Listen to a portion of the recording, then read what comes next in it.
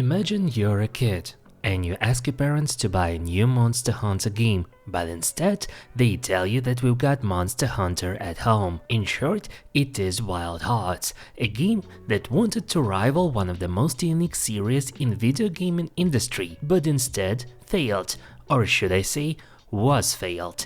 Today, we're diving into what happened, the reasons behind the failure, and what we can learn from it. Another one?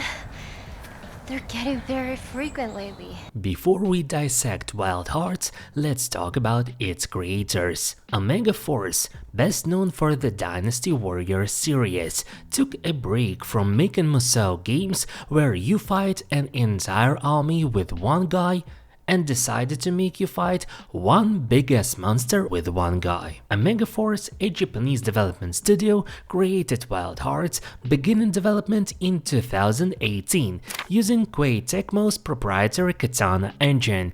Game director Kotaro Hirata stated that the team drew from the experience with the Toukiden series, aiming to craft a modern Japanese-inspired monster hunting game. To differentiate it from other titles in the genre, they introduced Kemono, creatures blending nature and animals, and Karakuri, a building mechanic that enhances melee combat in a way that was not used previously. The monsters were intentionally designed to be formidable and intimidating, ensuring players wouldn't feel remorseful about hunting them. Rather than making Wild Hearts a part of Toukiden series, the team felt its unique visual style and combat warranted a standalone identity. The game world, inspired by feudal Japan, consists of 4 distinct biomes, each representing a season. Initially, Wild Hearts supported 4-player multiplayer, but this was later revised to maintain balanced gameplay. In other words,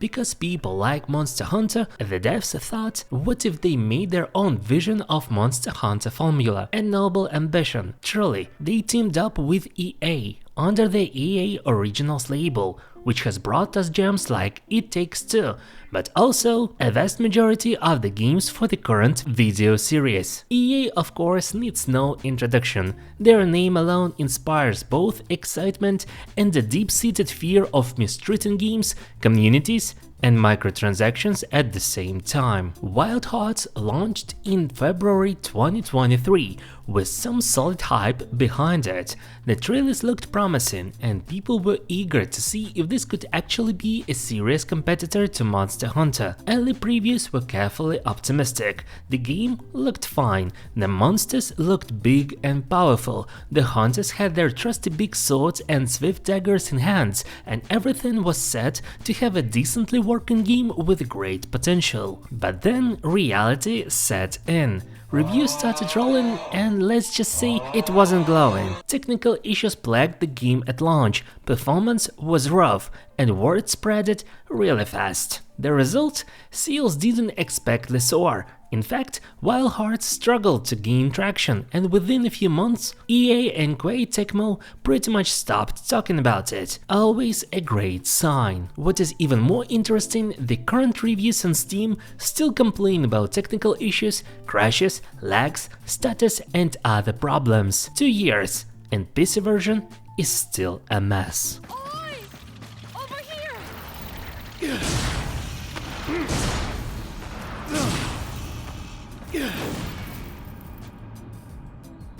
Let's talk graphics. Wild Hearts has a theoretically interesting and appealing aesthetic. On the surface, the game had a beautiful world inspired by feudal Japan, with massive beasts known as Kemono. The levels were designed to have blends of natural fields, forests, seashores combined with the ruins of the former villages and settlements ravaged by the monsters we are required to hunt. And with the design of the weapons and armor along with the looks of the NPCs, the game was supposed to also look unique, despite having the overused template of Japanese feudal designs that we've seen in many games from both the competition and not. But there is the catch, it looked decent in stills, but ran like a PowerPoint presentation in motion.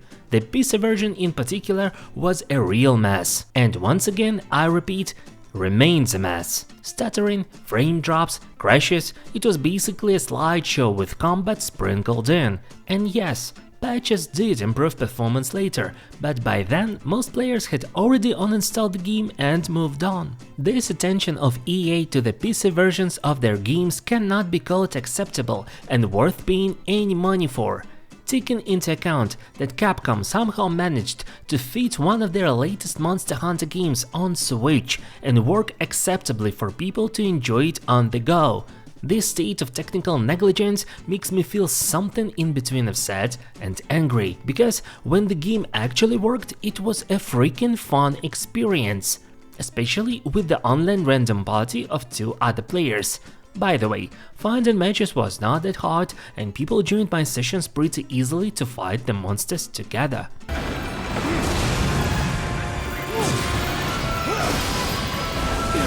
Combat is the heart of any hunting game, and Wild Hearts has shown a lot of potential. Too bad, not if it realized. The game introduced the Karakuri system, letting players build structures mid-fight. Think Fortnite but with ancient Japanese magic.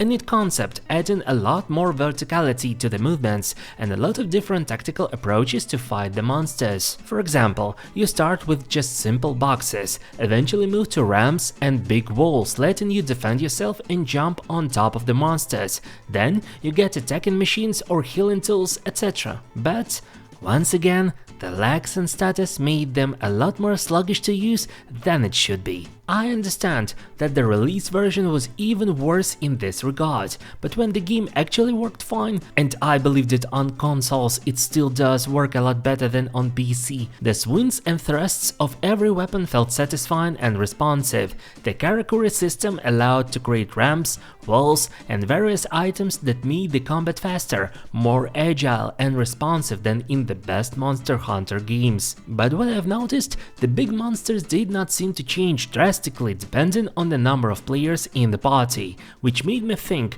that the encounters were specifically designed to fight with 3 players. Not always it was possible, and it made the fight a chore and a long sweat fest. However, with the party, it instantly turned to one of the most fun combat encounters that I've ever experienced. The combat attacks of weapons were faster and visceral, the jumps and dodges were more agile, and the chaos of the fight, when 3 different people do different stuff in real time, it all felt exciting. Traditionally expected stuff like grabbing the monsters, exposing their weak points and running after them once they get tired was also a thing. But that's the staples of the genre, so I can't complain. Too bad that the game was so focused on the main monsters, the rest of the gathering and grinding mechanics felt like a boring, uninspiring chore in mostly empty and lifeless maps.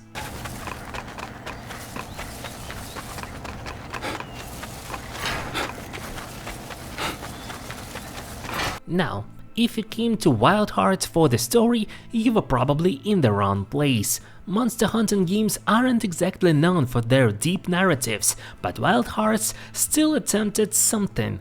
Unfortunately, what we got was serviceable at best. The world had a lot of potential with its mix of fantasy and historical Japan, but the characters were forgettable, the dialogue felt stilted, and the overall plot was just kind of there, and the voice acting was also… Fujishige-san, you're alive!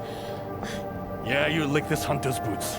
I didn't want to come along in the first place. I certainly wasn't expecting to pay for the sake with my life. It wasn't offensively bad, just unremarkable, like plain oatmeal that satisfies the hunger but gives little pleasure. The UI was definitely not the worst ever, and for the people experienced in Monster Hunter games, it would be pretty understandable. To my personal taste, it was a lot more intuitive and easy to navigate and understand than in Monster Hunter World, for example. The most confusion arose from the Karakuri system, especially building various tills and structures outside the combat. Various camps, bonfires, crafting tables, etc. were not easy to navigate from the first sight, but once again they were pretty decently explained. To my taste, Capcom does sometimes worse job explaining its menus and UI, but that's just me. Now, here's where things get even more tragic. Just a few months after release, EA quietly pulled back on supporting the game. No major expansions, no long-term roadmap, just some small patches before the team moved on. For a game that needed long-term support to thrive, this was the equivalent of being left at the altar. And for the players who did stick around, it was a pretty clear signal that Wild Hearts was not going to be the next big thing, which is unfortunate and infuriating. If the game had the same treatment like No Man's Sky has been receiving over the years, we would have received something that is even better than Capcom's product, with faster combat, with unique building and tool system, and with constant updates of minor and major content pieces like it's been done with Monster Hunter World to this day. Not surprising that thousands of people keep on playing World to this day, but Wild Hearts faces its unfortunate destiny.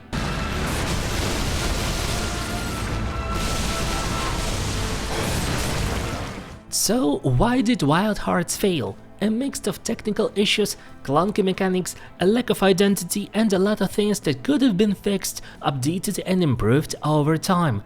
But the main reason of its failure, in my humble opinion, is being abandoned before it had a chance to find its footing. It had some great ideas, the Karakura system was unique, and the monster designs were genuinely cool, but the execution is everything, and long-term support of online games today is even more than everything. And in a world where Monster Hunter exists, you need to be more than just okay to compete. At the end of the day, Wild Hearts will probably be remembered as an ambitious but flawed attempt to shake up the hunting genre. Could it have been great with more time and polish? Absolutely. But in reality, it was just another example of a game that launched too soon and was abandoned too early.